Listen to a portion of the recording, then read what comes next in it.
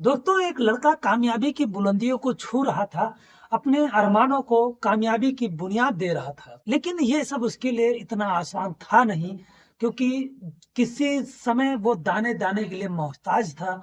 तब किसी ने उसकी मदद की थी, रोटी, कपड़ा दिया था और जब वो व्यक्ति उससे बिछड़ जाता है, तो उससे जब वो कामयाब इंसान उसको ढूँढने की कोशिश करता है, तो इतना ज़्यादा परेशान हो जाता है उसको ढूँढते-ढूँढते, लेकिन वो इंसान जिसने उसकी मदद की थी, उसको मिल नहीं रहा था। एक दिन जब बेचैनी हद से ज़्यादा बढ़ जाती है, तो वो कामयाब इंसान निश्चित कर लेता है, मैं किसी भी हद तक जाऊँगा लेकिन उनको ढूँढ के रहूँगा।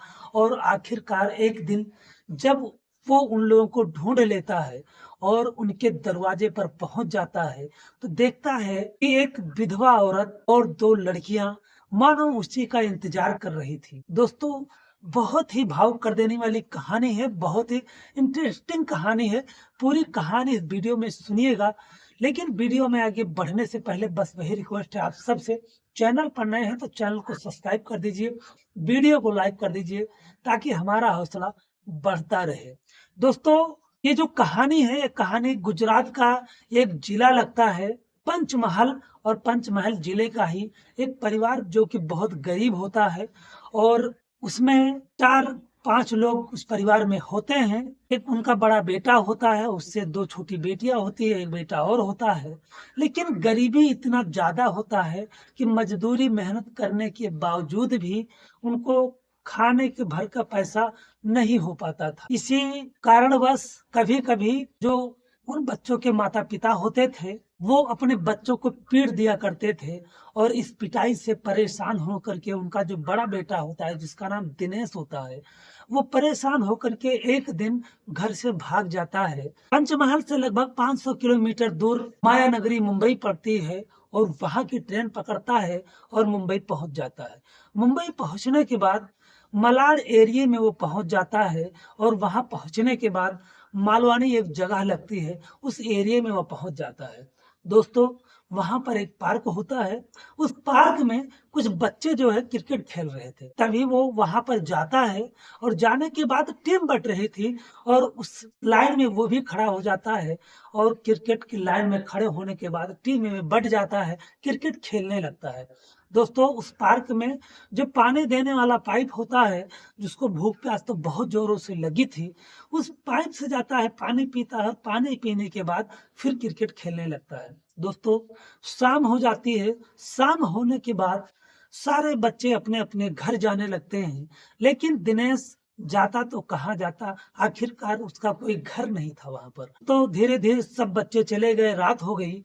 दिनेश जो है उसी पार्क में रह गया। जब रात में वो पार्क बंद हो जाता था, जब वो पार्क बंद होने लगा, तो दिनेश जो है उसी पार्क में पेड़-पौधे को आड़ में छुप जाता है और पार्क का जो देखभाल करने वाला था, वो उस पार्क को बंद कर देता है। अब दोस्तों, रात को जब दिनेश को भूख लगती है, बहुत ज़्यादा बर्दाश्त नहीं होता है, तो वो पार्क का दीवार जो है फाँद करके बाहर आता है और रोड पर जाता है। एक अंडा बेचने वाला ठेला लगाकर रखा था, देखता है कि वहाँ पर लोग अंडा खा रहे हैं। अब वहाँ पर वो जाकर खड़ा हो जाता है और लोगों को देखता रहता है, लेकिन कोई उस छोटे से 11 साल, 12 साल बच्चे के ऊपर ध्यान नहीं देता कि शायद ये भी भूखा है, इसलिए देख रहा है। दोस्तों, एक आदमी आता है और वो अंडे लेता है। अंडे लेने के बाद में जो अंदर का पीला वाला भाग होता है, गोली की तरह, वो निकाल कर फेंकने जा रहा था। लेकिन जो दिनेश होता है, बड़े ही गौर से देख रहा था। उस व्यक्ति की नज़र उस पर पड़ जाती है। वो पूछता है, "खाएगा क्या?" दिनेश जो है वो तुरंत कहता है, "हाँ, खाऊँगा।" शायद दिनेश का वो फ़ेवरेट पार्ट था, वो येलो वाला जो भाग होता है अंडे के अंदर का, वो लगभग 10 अंडे खाता है व्यक्ति और 10ओं अंडों का जो अंदर का पीला वाला भाग होता है, वो दिनेश को दे देता है। वो भूखा लड़का उसको खाता रहता है और व्हाइट वाला जो अंडा होता है, वो खुद खा जाता है वो आदमी। अब दोस्तों, इसके बाद लगभग 11 बज जाते हैं। 11 बजने के बाद वो ठेले वाला भी वहाँ से चला जाता है। अब रोड जो था एकदम सुनसान हो जाता है, लगभग 2008 की बात है।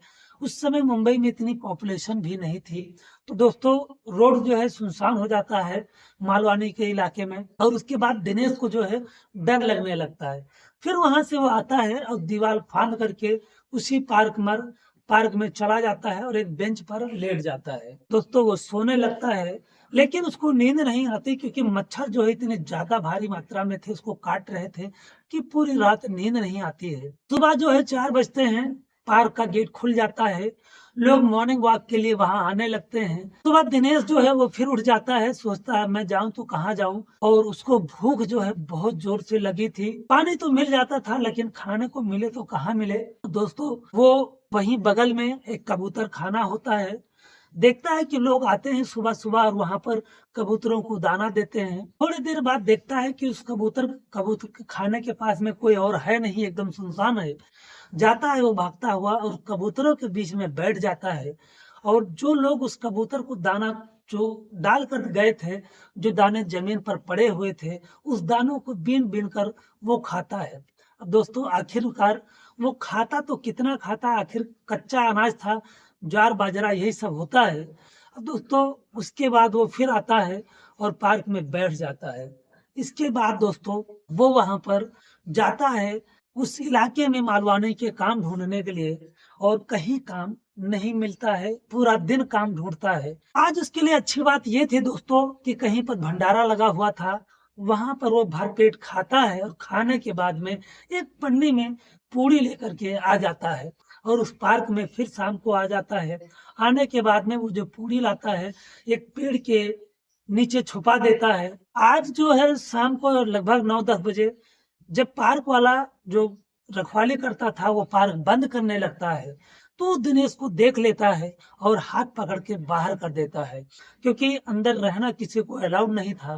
पार्क इसलिए बंद कर देते थे क्योंकि जो पीने खाने वाले नशेड़ी लोग होते हैं, पार्क में रहकर गंदगी कर देते थे, इसलिए पार्क रात को बंद कर दिया जाता था और सुबह 4 बजे फिर खोल दिया जाता था।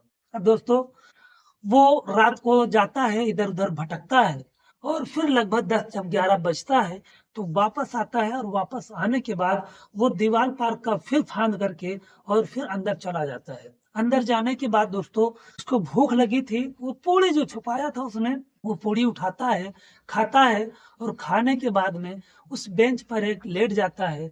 आखिरकार उसको नींद तो आती नहीं कि मच्छर इतना ज़्यादा होते हैं, काटते हैं, और सुबह फिर होती है, कोई आता है, उसको उठा देता है, फिर वो कहीं जाकर ज़मीन पर लेट जाता है।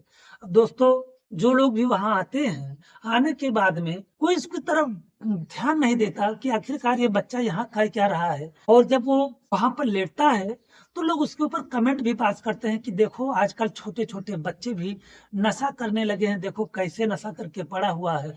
लेकिन कोई इसके ऊपर ये ध्यान नहीं देता कि आखिर ये नशा किया है या नहीं किया है, क्यों पड़ा है, क्यों नहीं पड़ा है, आखिर 10, 11, 12 साल का बच्चा है, तो ऐसे कहाँ ये भटक रहा है।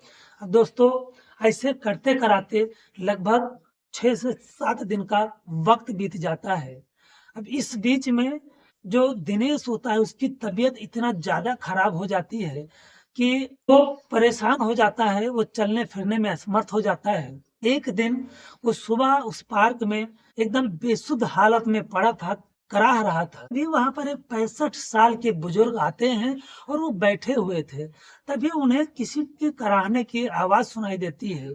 जब वो इधर-उधर देखते हैं, तो उनको दिखाई देता है कि एक बच्चा जो है, वो पड़ा हुआ है। वो उसके पास जाते हैं, कहते हैं, "क्या हुआ बेटा? क्यों पड़ा हुआ है यहाँ पे?" अब दोस्तों जब वो उसे हाथ लगाते हैं तो देखते हैं जो उसका शरीर है एकदम तप रहा है। वो कहते हैं ये तो एकदम बुखार में तप रहा है। दोस्तों उनका नाम कमलनाथ होता है। अब वो उससे पूछते हैं तुम यहाँ कैसे हो, क्या हो? तो कुछ बता नहीं पाता है। बस वो इतना कहता है मैं इसी पार्क में ही रहता हूँ। अब दोस्तों वो उससे पूछताछ करते हैं, उसके बाद कहते हैं कोई बात नहीं, चल मैं तेरी दवा करवा देता हूँ। कमलनाथ जो होते हैं दोस्तों, वो उसका हाथ पकड़ते हैं और उसको उठाते हैं, और जैसे ही 2 कदम चलते हैं, वो लड़खड़ा कर दोस्तों उसी पार्क में गिर जाता है। अब दोस्तों उसके पास इतनी शक्ति नहीं बची थी कि दोबारा उठ खड़ा हो। कमलनाथ जी जो थे वो खुद 65 साल के बुजुर्ग थे। अब वो करते तो क्या करते, लेकिन किसी तरह से उसको अपने पीठ पर लादते हैं, और लादने के बाद किसी तरह से वो पार्क के बाहर लाते हैं, और बाहर लाने के बाद उसे एक ऑटो रिक्शे में बैठाते हैं और डॉक्टर के पास ले जाते हैं। डॉक्टर जो होता है उसको 3-4 खुराक दवा देता है, कहता है कल फिर लेके आना, फिर देखेंगे इसको। अब दोस्तों कमलनाथ जी जो होते हैं दिनेश के ओर देखते हैं और कहते हैं कहाँ जाएगा? तो कहता है कहीं नहीं जाऊँगा, मैं पार्क में फिर चला जाऊँगा। अब दोस्तों कमलनाथ जी जो होते हैं बहुत रहम दिल होते हैं, कहते हैं कि पार्क में जाएगा, फिर सोचते हैं कि इसका कोई है नहीं, ये शायद घर से भागा हुआ लड़का है और ये पार्क में जाएगा कहीं इसकी हालत फिर न बिगड़ जाए या मर मरा जाए। तो कहते हैं कोई बात नहीं, चलो तुम मेरे पास चलो, मेरे कमरे पर चलो। अब दोस्तों कमलनाथ जी जो होते हैं उसको अपने कमरे पर ले जाते हैं। उनका एक छोटा-सा कमरा होता है वही मालवनी इलाके में और उसे अपने कमरे पर ले जाते हैं, एक बिस्तरा लगा हुआ था और उसको वहीं पर लिटा देते हैं और उसके बाद उसके लिए खाना बनाते हैं। खाना बनाने के बाद रोटी-सब्जी बनाते हैं और उसे खाने के लिए कहते हैं। फिलहाल दोस्तों उसको बुखार हो रहा था, उसको खाना तो अच्छा लग नहीं रहा था, लेकिन एक बाप की तरह, एक तो पिता तुल्य की तरह उसको ज़बरदस्ती एक रोटी और सब्ज़ी खिलाते हैं और वो दवा खिलाते हैं और फिर उससे कहते हैं सुबह हो रही थी, सुबह होने के बाद में वो खुद भी आराम करने लगते हैं और उसके बाद वो दोपहर में उठते हैं और कहते हैं कि अब तुम अपना ख़्याल रखना। तो फिलहाल जो झालमुरी होता है उसको बेचते थे लगा करके, कहते हैं मैं काम पर जा रहा हूँ और तू अपना ख़्याल रखना, रूम से कहीं बाहर मत जाना और मैं 11 बजे तक वापस आ जाऊँगा। अब दोस्तों कमलनाथ जी जो हैं वो अपना सामान उठाते हैं और वहाँ से चले जाते हैं। उसके बाद दोस्तों वहाँ से जाने के बाद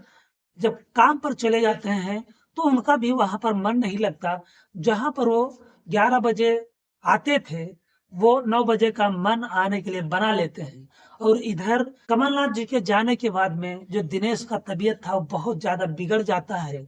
उसको बहुत ठंड लगती है, पसीने आने लगते हैं, उसकी शरीर जो है एकदम उत्तेजित हो जाती है, उल्टियाँ होने लगता है, दस्त भी चालू हो जाता है और दोस्तों वो ऐसे करते-कराते एकदम बेसुध हो जाता है और बेसुध हालत में वो बेहोश हो जाता है। वो उसी कमरे में पड़ा रहता है। दोस्तों कमलनाथ जी जो हैं वो 9 बजे ही चले आते हैं। आते हैं जब कमरे पर उनको बेचैनी थी कि कहीं उसकी तबीयत कैसी है, कैसी नहीं है। लेकिन जो उनकी बेचैनी थी दोस्तों वो सही निकलती है। आते हैं दरवाज़ा खोलते हैं तो देखते हैं दिनेश एकदम बेसुध अलग पड़ा हुआ है। उनके पैरों तले से ज़मीन निकल जाती है, वो सोचते हैं कहीं ये मर तो नहीं गया है, इसका प्राण तो नहीं निकल गया है। लेकिन सबसे पहले वो उसकी नब्ज़ टटोलते हैं, तो दिनेश की जो नब्ज़ थी वो चल रही थी। तुरंत वो उसको वहाँ से लेकर एक सरकारी हॉस्पिटल में भागते हैं। वहाँ पर जाते हैं, दिनेश को इमरजेंसी में भर्ती कर लिया जाता है और उसके बाद उसका जब जाँच होता है तो ल निकलता है कि उसको मलेरिया हो गया है, टाइफाइड हो गया है और उसको भर्ती कर लिया जाता है। अब दोस्तों उसके बाद 5-6 दिन तक वो भर्ती रहता है। भर्ती होने के बाद लगभग वो 90% जब ठीक हो जाता है, तो कमलनाथ जी उसको डिस्चार्ज करवा के कमरे पर लाते हैं और उसके बाद वो 2-3 दिनों तक और कमरे पर ही छुट्टी करके रहते हैं। उसको देखभाल करते हैं और लगभग 7-8 दिन बाद उसको वो मल-मल कर अपने हाथों से नहलाते हैं, उसको तेल मालिश करते हैं, जैसे कोई अपने बच्चे का करता हो। अब दोस्तों एकदम जब वो ठीक हो जाता है उसके लिए कपड़े लाते हैं नया और उसको देते हैं, पहनता है सब कुछ और उसके बाद एक दिन कहते हैं अब देख तू ठीक हो गया है और एक काम कर तू घर चला जा, मैं तुझे पैसे देता हूँ, किराया भाड़ा देता हूँ और तू घर चला जा, तेरे माँ-बाप परेशान हो रहे होंगे। लेकिन दिनेश कहता है बाबा मैं घर नहीं जाऊँगा, मैं यहीं पर रहकर कोई काम धंधा करूँगा, कमाऊँगा, खाऊँगा, लेकिन मुझे घर नहीं जाना है। फिलहाल जो कमलनाथ जी होते हैं वो सोचते हैं बच्चा है, मानेगा तो है नहीं और अगर मैंने कहीं ज़्यादा जिद किया तो फिर यहाँ से भाग जाएगा। इस मुंबई माया नगरी में कोई किसी का होता नहीं है और कहीं फिर वैसे ही परेशानी में आ गया, तो शायद ये इस बार ना बचे। अब दोस्तों वो कहते हैं चलो ठीक है, कोई बात नहीं है, चल तू मेरे साथ चलेगा क्या? अब दोस्तों वो खुशी-खुशी तैयार हो जाता है और उनके साथ वो काम पर जाता है जहाँ पर वो झालमुरी लगाते हैं, भेल लगाते हैं। अब दोस्तों एक फिर वो पूछते हैं उससे क्या तू ये काम करेगा? तो कहता है हाँ बाबा मुझे अच्छा लगता है आपका काम। फिर वो उसे भी सामान खरीद देते हैं और एक जगह अड्डा देखकर उसको दिलवा देते हैं। वो भी वहीं पर भेलपूरी बेचने लगता है और इस तरह से वो भी 150 कमाने लगता है। अब दोस्तों इस तरह से कमलनाथ जी होते हैं उसकी भी उनकी भी हेल्प होने लगती है और एक बाप बेटी की तरह ये दोनों लोग रहने लगते हैं। इधर जब 6 महीने का वक्त बीत जाता है और दिनेश जो है वो लगभग 10,000 रुपए कमा लेता है, तो खुशी से कहता है बाबा देखो मैंने इतने पैसे कमा लिए हैं। कमलनाथ जी कहते हैं ठीक है कमा लिया है तो एक काम कर, अब तू अपने घर चला जा, इतने पैसे तेरे लिए बहुत हैं। तो कहता है नहीं बाबा, मुझे घर नहीं जाना है, मैं अभी 6 महीने और कमाऊंगा, उसके बाद मैं घर जाऊंगा। अब दोस्तों कमलनाथ जी जो है वो ज्यादा जिद नहीं करते। फिलहाल लगभग 10 दिन तक वो और काम करते हैं। 10 दिनों बाद वो कहते हैं दिनेश अगर तू नहीं घर जा रहा है तो मैं घर जाना चाहता हूँ लगभग 20 दिनों के लिए, और घर जाने के बाद मैं फिर वापस आऊंगा। तो कहता है ठीक है बाबा कोई बात नहीं, आप चले जाओ, मैं यहाँ संभाल लूंगा। तो कहते हैं ठीक है तू एक काम कर, तू अपने पैसे दे दे, मैं तेरे घर लगा दूं। वो तुरंत खुशी से पैसे दे देता है कमलनाथ जी को, और कमलनाथ जी जो है वो उसके पैसे लेकर के घर के लिए निकल जाते हैं। दोस्तों वो पहले गुजरात जाते हैं पंचमहल, क्योंकि दिनेश से वो एड्रेस वगैरह ले चुके थे। वो उसके घर जाते हैं, उसके घर वालों से मिलते हैं, कहते हैं आपका बेटा मेरे साथ ही रहता है, और सारी स्थिति बताते हैं, कहते हैं कमा रहा है खा रहा है, कोई चिंता वाली बात नहीं है। के साथ में उनकी एक फोटो थी वो दिखाते हैं सबूत के तौर पर, और उसके जो माँ होती है और उसके बाप होते हैं वो रोने लगते हैं। फिलहाल कमलनाथ जी जो है वो जो 10,000 रुपये उसको निकाल कर उनके माँ बाप को देते हैं, कहते हैं तुम्हारे बेटे ने दिया है और वो मेरे साथ ही रहता है, देखो मैं घर जा रहा हूँ, घर से आने के बाद कोशिश करूंगा कि मैं उसको भेज दूं, लेकिन अगर वो नहीं आया तो ये रहा एड्रेस जहाँ पर मैं रहता हूँ, और 4-6 महीने देख लेना आप लोग, उसके बाद आप लोग चाहो तो आ जाना उससे मिलने के लिए। अब दोस्तों वो वहां से अपने घर आ जाते हैं। घर जो दिनेश होता है वो 1-2 महीने जब कमलनाथ जी वापस नहीं आते तो परेशान होने लगता है, पापा 20 दिन बोल कर गए थे और अभी तक वापस नहीं आए, आखिर बात क्या है क्या नहीं है। लेकिन दोस्तों कमलनाथ जी ऐसे देखते देखते लगभग साल भर हो जाता है, वापस नहीं आते हैं। इधर जो दिनेश होता है वो कमलनाथ जी के अड्डे पे ही भेलपुरी का लगाता है, काम करता है, और देखते देखते 8 सालों तक वो भेलपुरी लगाता है। इस बीच में वो 1-2 बार घर जाता है। जब घर जाता है तो उसको पता चलता है कि बाबा यहाँ आए थे और मेरे घर पर मेरे परिवार वालों से मिलकर पैसे भी देकर गए हैं। तो उसे और ज्यादा याद सताती है कमलनाथ जी। वो सोचता है मैं बाबा को ढूंढूं तो कहाँ ढूंढूं। वो एकदम परेशान हो जाता है उनको ढूंढने के लिए। फिर वो वापस मुंबई आता है। इस बीच में भूल भेलपुरी लगाते हुए काफी सारे दोस्त बन जाते हैं, काफी सारे लोगों से उसकी दोस्ती हो जाती है, और इसी बीच में किसी के साथ में वो पेंट का काम करने लगता है। पेंट का काम करने के बाद वो तो 1 सालों में ही पेंट का काम सीख जाता है और उसके बाद ठेका लेने लगता है। देखते देखते अच्छा खासा वो पैसे कमाने लगता है, मुंबई में घर ले लेता है, सब कुछ हो जाता है। इस बीच में वो अपने माँ बाप को भी मुंबई में ही ले आता है, अपने भाइयों को मुंबई में ले आता है, अपनी बहनों की शादी कर देता है, और अब परिवार भर मिलकर के मुंबई में काम करते हैं। वो ठेका लेता है, आदमियों को रख के काम करवाता है, महीने का अच्छा खासा लाखों रुपए वो कमाता। लेकिन जो कमलनाथ जी की कमी थी उसको हर बार खलती थी। उस अड्डे पर वो महीने 15 दिन में जरूर आता था, कि हो सकता है वो वापस आ गए हों, लेकिन 2018-19 आ जाता है। इन 15-16 सालों में वो कमलनाथ जी को कभी नहीं भूल पाया था। दोस्तों वो कमलनाथ जी का सामान भी रखा था, वो सोचता था एक बार मिल जाते तो मैं उनका सामान कम से कम मैं उनको वापस कर देता, एक बार मैं उनको देख जरूर लेता। दोस्तों एक दिन कमलनाथ जी का जो सामान था वो टटोल रहा था, तभी उसको एक डायरी मिलती है जिसमें वो कुछ जो भेलपुरी का सामान लेते थे थोक वगैरह का, उनका हिसाब किताब उसमें रखते थे। और पन्ना पलटते पलटते एक एड्रेस मिलता है बदायूं जिले का, क्योंकि कमलनाथ जी जो थे वो बदायूं जिले के रहने वाले थे। उसमें लिखा था केदारनाथ बदायूं जिला, और उनका एड्रेस लिखा हुआ था। वो सोचता है कि मैं इस एड्रेस पे जरूर जाऊंगा, और वो अपनी स्कॉर्पियो लेता है। स्कॉर्पियो लेने के बाद वो बदायूं जिले के लिए, उत्तर प्रदेश के लिए निकल लेता है। आखिरकार 2 दिन तक गाड़ी चलाने के बाद जब बदायूं जिला पहुंचता है, उस एड्रेस पर पहुंचता है, जो एड्रेस उस डायरी में लिखा था, तो देखता है कि कमलनाथ जी एकदम हीन स्थिति में एक चारपाई पर बैठे हुए हैं।